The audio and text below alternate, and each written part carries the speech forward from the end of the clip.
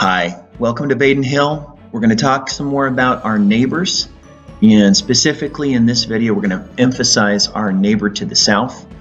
We're going to learn a little bit more about Mexico and the history of how Mexican society has developed over the last 500 years. Remember that Mexico was the home to thriving civilizations, from the Olmecs to the Mayas to the Aztecs and many other smaller groups.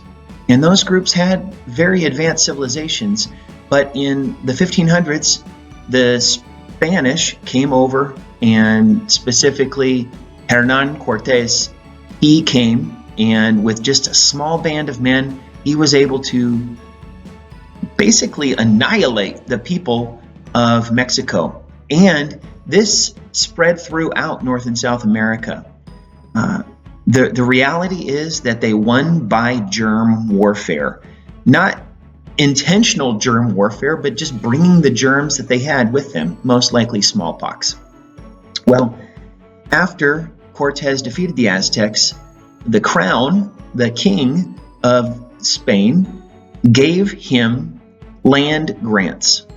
And this was true of all the conquistadores, all of the conquerors from Spain. They received land grants, and these land grants are the foundation of present-day Mexico. So we're going to start by talking about the agreements and disagreements that are a part of Mexico's history and also our relationship with Mexico. We need to talk about the hacienda system. Because of those land grants that started back with the Spanish conquerors, large tracts of land, large areas of land were owned by a single person or a single family. And it's a little bit like the manor system, the feudal system in Europe, especially the villa system in Italy, where one landowner could control a lot of land, and then that person might not even live on the estate, and another person would manage the estate. And so the bottom line is the person who controlled the estate was like a lord, and the person who would manage the estate would be like a vassal, someone who was connected to the lord, a manager, basically. And then you have all the people who work the land, and those in European feudalism would be serfs or peasants. And so we have to learn all the different new vocabulary that go with this hacienda system. And a couple of other important words. Hacienda referred to a very large estate, but smaller estates were called estancias or ranchos. So rancho, we have that word all around us. There are many cities or towns in California that have rancho in front of them. You have Rancho Cucamonga in Southern California. So there were big estates and some smaller estates, but they all kind of had a similar type of system. One thing you need to know, from the time of Columbus on, there was a system of forced labor, slavery. Columbus used Native Americans as slaves. There is no denying this, and it's very important that we recognize that there's a legacy from this. And it has to do with why there is such a huge gap between rich people and poor people in Latin America in particular. And so this system of forced labor was called encomienda. Encomienda is forced labor, and it's inherited. That means basically you get the right to the workers, the slaves, as the owner, and then you pass it on through your family. And so what you have in present-day Mexico is just, a couple of dozen families control the entire country. That is a reality that still blows my mind every time I think of it. Though the owners of a hacienda, the lord, was called a hacendado. A hacendado, in plural hacendados, they were the lords that controlled the haciendas. They owned them. And they were also known as patrons. Patrons were patrons. They were like father or mother figures to all of the people who depended on them. And again, it's very much like European feudalism, and it comes from Europe. It's very different from the way that indigenous or local people, Native Americans, it's different from the way that they ran their societies. But of course, Native Americans, Native Mexicans, Aztecs, Mayans, they had the gap between the very, very rich people and the poor peasants too. So that is a common thing between the two societies. Now, the poor people, the peasants, they have really two names. One is peons. Peons meant peasant, the lowest workers, the ones who did the manual, menial labor. And the people who worked the land, who were farmers, and sometimes we would call them sharecroppers, where they rented land from the lord or the hacendado, and they gave a portion of the money from the crops they raised. They gave a portion of the crops or a portion of the money to the lord. And so it was rent. And you had the landlord who took care of those properties by just managing them and being in charge. So those sharecroppers were called campesinos. Campesinos. And hopefully you can go back to the initial slide from this section and you can look at the vocabulary. So you have haciendas, which were huge, and then you have the smaller plantations, which were called estancias or ranchos. And this is the system that was established and existed for hundreds of years. During the revolutions that Mexico went through, people tried to break up this system because obviously if one person controls all that land, they will continue to monopolize the economy and the wealth of the country. And so part of revolution was trying to break up those haciendas, estancias, ranchos, but it didn't really work. People in power tend to find ways to cling to power. They hire people to protect their interests, including government officials. Now, we need to understand then that because of this land system and the culture that goes with it, you had a strict sense of classes.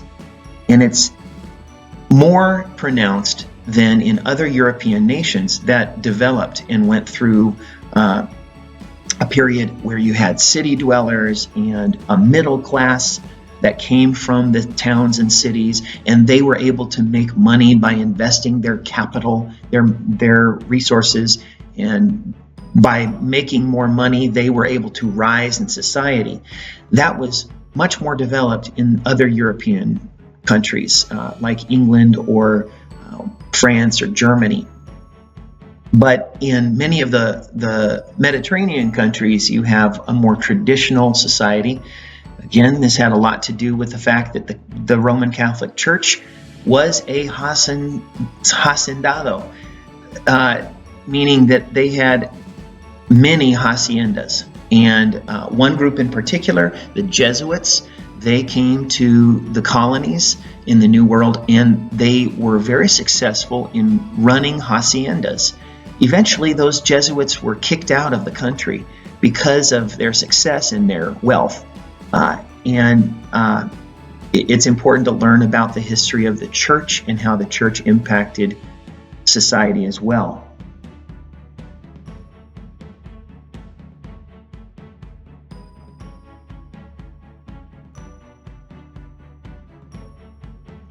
So let's go through the classes of people in Mexico specifically. First of all, you have those people, and they were largely hacendados. They were the peninsulares. Peninsulares, you can hear the word peninsula there, because they come from the Iberian Peninsula. They come from Spain. And so as Spanish citizens born in Spain, they were at the top of society, the creme de la creme, the cream of the society that floated to the top, right? Below them, you had those who were purely European. That means that their father and mother was from Europe, but they had been born in the New World, and they were called Creoles or Criollos. Criollos that's the Spanish word for Creoles, and it basically means kind of in between worlds, that they are Spanish citizens, but they are not the same because they're born in the New World. And after them, you have that whole group that we call peons, campesinos, and also on these haciendas you had ranch hands or cowboys, and they're called vaqueros in Mexico. In southern South America, in Argentina, they're called gauchos. And there's a whole culture related to these cowboys, just like there is in the United States. And that group often was a different racial group. Now, race is something that we basically imagine. People are people, but depending on where they come from and maybe some certain characteristics, we have groupings, and this is where racism comes from.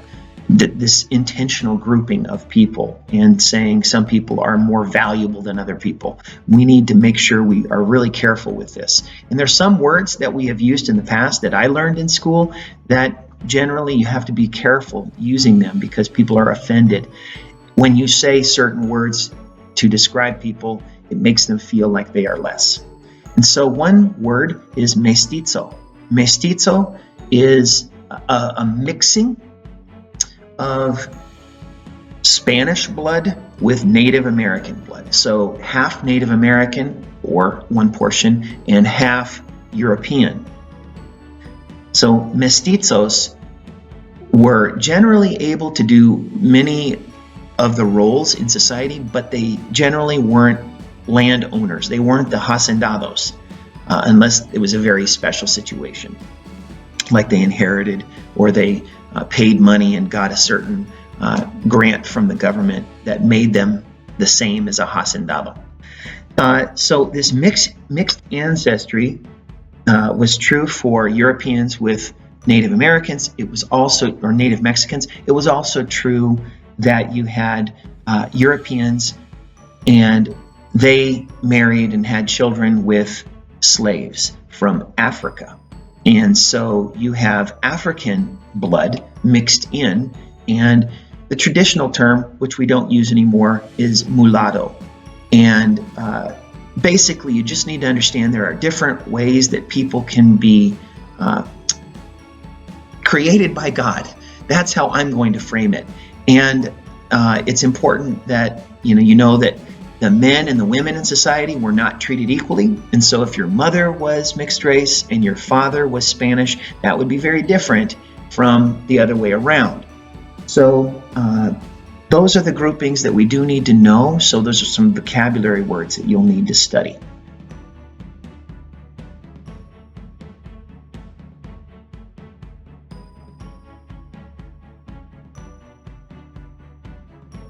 How did the economy function? Of course, agriculture was huge, but some of these haciendas included mines or factories. And so what were they mining? Well, number one, you need to know silver. Hi-ho, silver. Silver was very important to the development of Mexico. When silver was discovered, remember the Sierra Madre Mountains, railroads were built by Europeans in the United States because they wanted that precious resource of silver. It was the way that the world's economies functioned. And so industrialization did happen, but because it was controlled by other countries, Mexico, they just were always in debt to these other countries, helping them develop their infrastructure. So Mexico has tremendous resources. Another resource that Mexico has is oil and natural gas. And this is amazing because an oil-producing nation should have a lot of wealth. But it goes back to that same idea that the people in power will continue to cling to their power. Now, agriculture, you know that there are numerous goods that come from Mexico, and many times it's in conflict with the United States. And if goods can be produced more cheaply, if things can be grown more cheaply in Mexico, or just produced in general, then that's going to be a threat to the U.S. economy. And so what often happened was the United States companies controlled Mexican agriculture, and they controlled agriculture throughout Latin America. And so what ended up happening is Mexico didn't benefit very much. Their products were very cheap, and these raw materials or natural food products, they were owned by foreign companies, and those companies could sell those products for a lot more in the United States. And so this is a huge part of why Mexico remains such a poor nation compared to the United States. It's a developing nation. It has a bright future, and it just will take a lot of hard decisions and good decisions.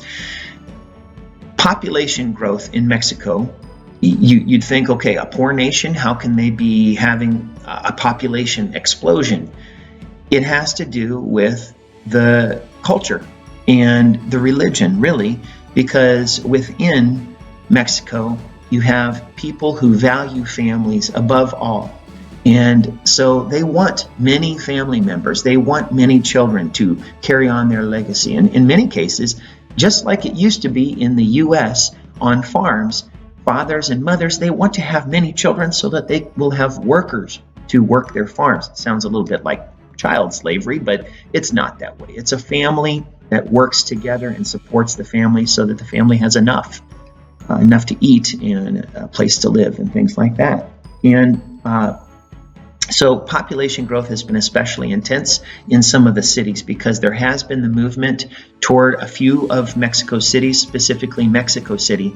And so Mexico City has an enormous population, as we've talked about, 1/5 of the population of the entire country.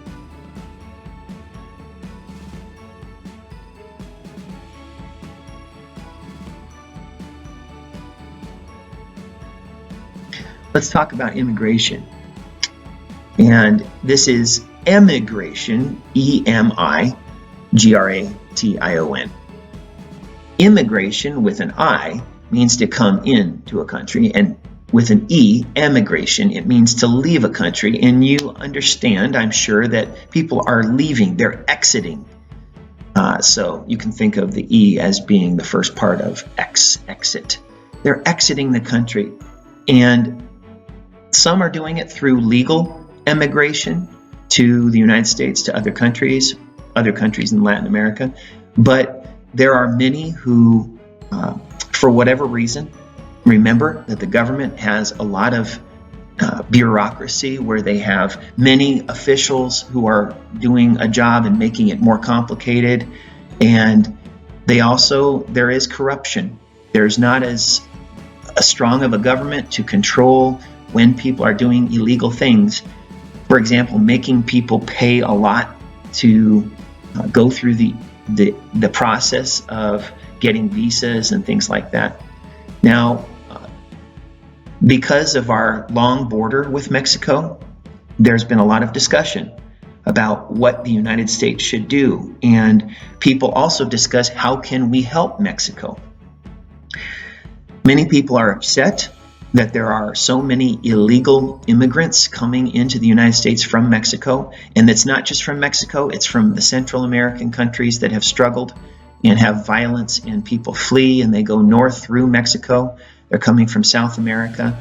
And so it's a human migration of our era, and we need to pay attention to why it's happening.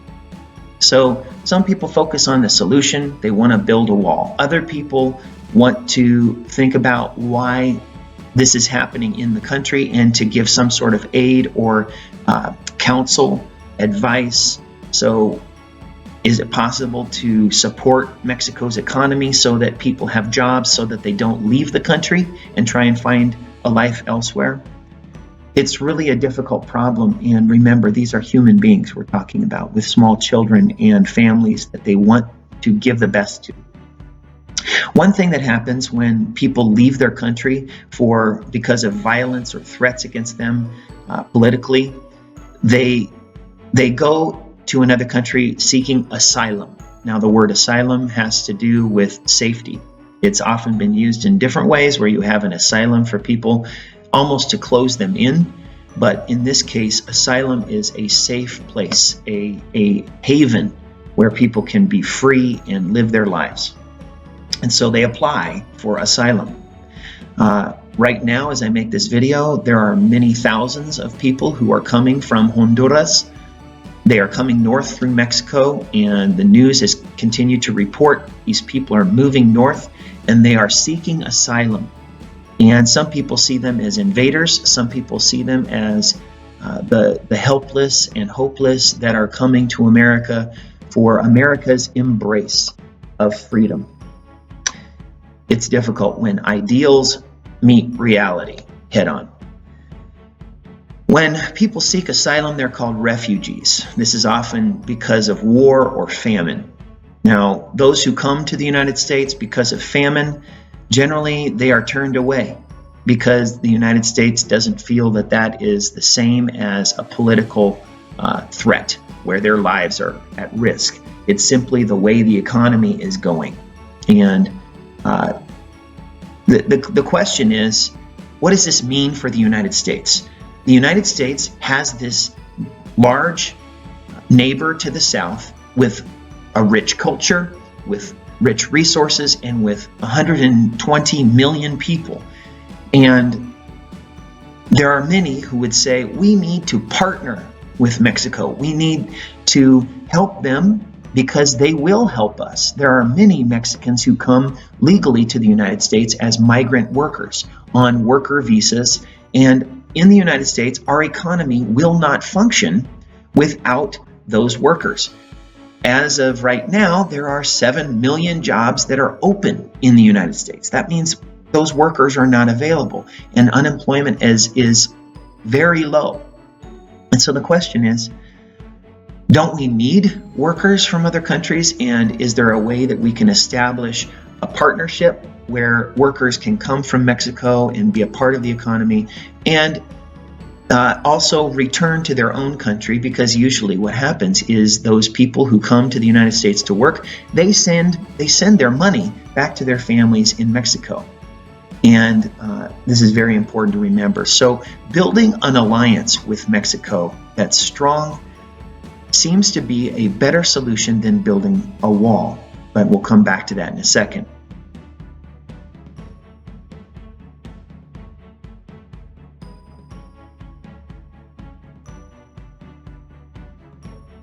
Let's talk just a little bit about trade agreements, because there are so many things that are produced in Mexico and also in Canada. Let's not forget our northern neighbor. And the three main nations of North America have sought ways to work together and to reduce trade barriers. When you have barriers that keep goods from coming into countries, usually what that means is that things are more expensive for everyday people. If you go to Walmart and you can't buy certain things because there are taxes on those things, or if those things are more expensive, then it actually hurts the average person. And so many people feel that reducing trade barriers, reducing tariffs between countries is the best way to help everybody. There are some, though, that feel that when you bring down those trade barriers, you make certain countries have an advantage because their products are so much cheaper.